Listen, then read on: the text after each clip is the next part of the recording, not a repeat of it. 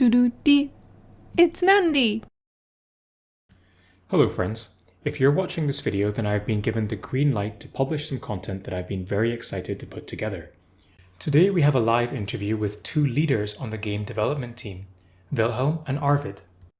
Today we're specifically going to be talking through Machines of War, which is the newest feature to come to the game and allows you to bring a larger than traditionally infantry-sized model to battle as a sixth playable unit.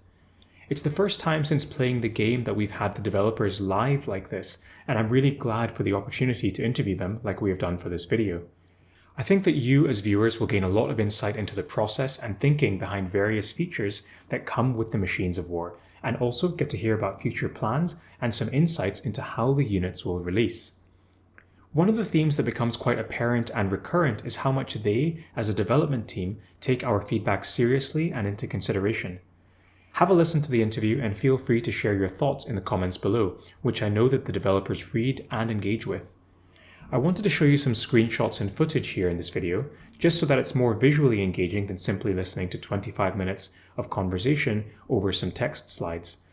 But please note that the feature isn't 100% polished, and the look, abilities, and numbers may still change significantly before it is live in-game. Just to be clear, although you'll get some glimpses of gameplay, this is not a Machines of War showcase. There will be a time and place later on to go through everything in more detail. I'll head straight into the interview footage now, and in my usual Tau-loving fashion, I have assigned pictures to the developers. Arvid is Commander Farsight, and Wilhelm is Onva. So, good afternoon. Thanks so much for joining me, Arvid and Wilhelm. We're here to talk about a couple of things, but I think this is the first time we've ever had both of you on for a stream, or rather a question and answer session. So I thought maybe we could start by both of you just introducing yourselves and telling us what you do. So I am Wilhelm, and I'm working as a studio director for Snowprint's Berlin studio. We have two studios, one in Stockholm and one in Berlin. I'm also working as the game director for Tacticus. And as I'm a game designer in my professional background, I also do some hands-on design still, and specifically with the Machines of War and the associated event, I've been working hands-on on that. Yeah, and hey, I'm Arvid. I'm currently the lead game designer in Snowprint. And yeah, amongst other things that a game designer does in his job, I'm responsible for all the units in Tacticus. So I obviously also had my fingers in the actual things that we talk about today. Great, fantastic. A lot of my viewers will know I don't do this normally. I don't interview people normally, so we'll try and cobble together as best of a product as we can. But again, thank you so much for being here. The focus of today, I suppose, in a lot of ways, is to talk about the newest feature to come to the game, which is Machines of War. So I'll maybe open the floor to you with a couple of broad questions, and feel free to answer whoever feels most ready. But we could start with, what are Machines of War? How were you inspired by the tabletop? And for viewers that don't play the tabletop game, what can they expect to see in Tacticus? Okay, big question. I think one starting point for us when we started working on Tacticus a while back was to see all the different units and models and everything in the Warhammer tabletop as a pyramid, where you have like the least powered ones at the bottom, all the normal squaddies and privates. Yeah, so people on that lowest level. And then above that, you have a mid segment, maybe sergeant and up. And this is the level where we saw, okay, here, this is where we want to have our collectible characters. Sergeants, lieutenants, captains, bigger warriors, and leaders of different types, and some of the legendary heroes and other named characters. And then on the far top, we have our raid bosses, where the tip of the tip is the Primarchs that are essentially gods or demigods. And there was always a bit of a missing segment between the raid bosses and the collectible characters, where many of the vehicles and machines come in. And now this is very simple, right? There's a lot of overlap. For instance, we have Abaddon as a collectible character who's extremely powerful. So it's not a completely correct model, but roughly so. And we were looking for ways of getting at least some of this middle segment into Tacticus, which, it's a squad battler, it's a mobile game, it doesn't have the full scale of the Warhammer tabletop, but to get that in some way. And that's what Machines of War is. A lot of people have heard about the sixth playable character. Does that mean that they can be used alongside an existing team? Will they be player controlled, and will you be able to interact with them on the battlefield? I can let Arvid talk a bit more about the controls or how you use them in battle. The starting point here was, so we wanted to add something that was on top or in addition to the 5 characters that you typically have. One inspiration was the heroes in Heroes of Might and Magic 3, where you have a hex grid where your soldiers and units are fighting it out, but then you have the leader, the actual hero, standing outside of the hex grid, kind of casting spells and abilities into the battlefield, supporting the troops. So this was the starting point for us with the machines, and part of that is to keep the focus on the more squad-based or limited battle with not too many units, but also because the machines being bigger, larger than 1 hex, it would have huge repercussions on the game that is already there if we try to cram them into the playable area. So then we envision them more as supporting units. Yeah, and based on that, the choices then were relatively clear. So we wanted to don't add too many things which were very different to what the players is used. So like you will still have abilities like when you have a character. Most of the things still interact the way as they would anyway when like you're used to in Tacticus.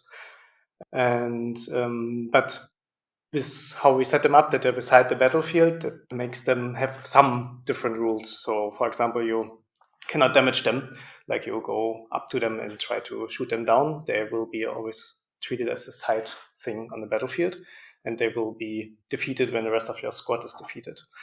The abilities will be more aimed to be supportive. So, since they are so uninteractable, the idea is that you rather do zone control or support abilities or some summons, not a point and click where you can, just like a character, deal damage, because that would just add on top of what we have in Tacticus. Okay, I'll maybe ask you some more questions about abilities shortly, but maybe the next best question to ask is how will we as players be able to unlock these machines of war? And you've maybe alluded to that already slightly, but how will we be able to gear and rank these characters up compared to traditional characters? Yeah, so the progression systems are a bit different than those of the characters, and that's mainly because the progression for the machines is all about the abilities. Characters have an active and a passive. The machines have a primary and a secondary, we call it, which can both be active abilities. And all the progression is about that, essentially. So you can go through the ascensions and the promotions, that is similar, but otherwise it's all about the abilities. So we have widened that a bit, using several different resources instead of just badges and coins like for characters. When it comes to the unlocking them and getting your hands on them, this is the new event that we're introducing. We call it Incursion. So that will be a new recurring event. So every 5 weeks, that will happen for a few days. And in this event, you would pick one machine that you want to pursue. So we're launching the feature with 3 initial machines. And in the first event, you can pick whichever you want out of those 3. And they are then 3 different events when it comes to the actual event content. You pick one and you go for it, and then you're pursuing the unlock and then the progression of that machine. And then in the future, when we release more new machines over time, each of them will come with their own event. Okay, great. The next question that viewers might have is what game modes will we be able to use the machines of war in? And have you designed them to perform equally in all game modes, or did you have a particular mode in mind for the new units? Yeah, so here we wanted to find a balance of, having enough game modes and areas where you can use the machines for them to be highly relevant, but also try to pick the game modes where they fit the most or where they could potentially add most to the fun factor. So you won't be able to use them in every game mode. And what we have in mind now is to have them in Tournament Arena, but it will be based on tournament-based. So sometimes you would have them and sometimes not, depending on the settings for each singular tournament. We have them in Arena, we have them in Guild Raids, and we have them in Guild War, but not in any other game modes. And when it comes to if they're designed to perform equally, yeah, I think that's more Arvid. So as all our characters, we want also each machine of war to be good in at least one of the modes. But ideally not there's one best machine which you use everywhere. So every machine should have their own way to shine, which also means they might be better in one mode than in the other. So how do you test out the implications of the additional damage that these machines will do? Well, it involves several steps, of course. So like the first one is to make sure from the design side that in theory that all works. I touched upon it in the other answer, that we rather want these abilities to be more supportive than like being like direct damage. But there will be, of course, ways where you can deal damage with these abilities. Then the next step is then on our QA department to actually see if everything's implemented as it was laid out in the design plans. And then we try to get as much testing time as possible. And here we have the lucky situation that we have a great team of ambassadors that we can ask for feedback. And we did so. And we'll try to keep all their findings or incorporate all their findings to get them to the best spot we can. Okay, the next question is a bit of a longer one about resources. There is a new resource for machines of war called munitions. These are consumable resources that are used to power the machine's primary ability. How will we obtain these munitions, and what were your design thoughts about making them consumable? Also, to level up, we know that the machines of war use up some resources that are needed in other places in the game. So will there be more ways to get these resources in terms of an economy point of view? Yeah, those are all great questions as well. I want to preface with that all of the details here we haven't figured out. We're still laying this puzzle to a large extent, especially when it comes to which resources would be available where and how much. So we're really happy to hear feedback from the community and getting more ideas, and also we'll be monitoring closely once the machines hit the players. What are the thoughts and the ideas and the reactions there? We'll be looking at that and then iterating on it to make sure that it gets better and better over time. The starting point also for the resources will be the event. So the idea is that when the event rolls around and you pick one machine, there shouldn't be too much effort to progress far enough in the event to be able to unlock that machine. And you should also get at least some starting amount of munitions so that we know that every newer player that is getting a machine, they can immediately, make sure to use it and try all the abilities and, try it out. We actually have another new resource, which we call machine components, which we'll use for the progression alongside other resources. And then there's the munitions, which is the consumable resource. When it comes to the munitions, so we made it consumable, and our goal there is very similar to elsewhere in the game, right? Where we have the philosophy that nothing should be gated behind spending. You should be able to have a good experience with Tacticus and have access to all aspects of the game without spending, even though sometimes that will take, playing for a longer time and some effort. Same thing here. We want there to be a trickle of munitions so that you can use both abilities of your machine, right? The design is that the secondary ability you can use freely, whereas the primary ability costs munitions to use. And if you choose wisely, even a competitive player should be able to use the primary ability alongside the secondary one in the most important moments, in the most important battles. Whereas if you want to use that ability every turn in every battle, in every game mode where the machines are available, you might need to buy the extra bundle here and there, which we don't know exactly where that will show up yet. But yeah, our goal is to find that balance, right? And I say that's similar to the rest of the game, right? Where, of course, we need players to spend. We need them to enjoy spending in Tacticus over a longer time and have fun with that, because that's how our salaries are paid and that's how we keep the lights on. So like elsewhere in the game, we want spending to mean that you can do a little bit less effort. You can allow a little bit more slipping and sliding or a little bit less strong results, and you can progress faster. You can spend less time. We don't want it to, open new gates or allow you to constantly win where you otherwise wouldn't have won. And it's the same principle here. Great. Yeah, that was very well put. Obviously, we're excited for the newest feature. We're excited for Machines of War. So I wanted to sort of move on to the last phase of this interview and, ask you both, what future plans do you have for the Machines of War? Will they be restricted to one per faction? And, you've spoken about the sort of intermediate level between the units and the Primarchs. Will you go bigger than the current machines of war and possibly have Titan-sized units for this sort of role? So answering the last one first, as we said initially, there's for us this pyramid of units. So like the Titan-sized one would be definitely reserved for the guild bosses. So that's not the plan here. But yeah, on the long run, we ideally want to have a machine for every faction without now promising it will happen at that certain point of time, of course. But yeah, we would rather want to go wide first before we double down on one faction having a second. That's the plan. And yeah, we will probably release them in a slower pace than characters first. But they will be a regular thing from now on. You've already answered the next question that I had planned to ask, which was what your rollout plan was. And it sounds like you'll be releasing them one by one rather than in batches. Is that fair to say? Yeah. So we wanted to kickstart the feature with making sure that we had one machine for each Grand Alliance. So that's why we're planning to release 3 now initially as a batch. And that also means then that every player will be faced with that choice on day one, like which of these 3 do you actually want to play the event for and pursue unlocking. So different players in the community will have different machines entirely then for the first few weeks. And then the event comes back every 5 weeks.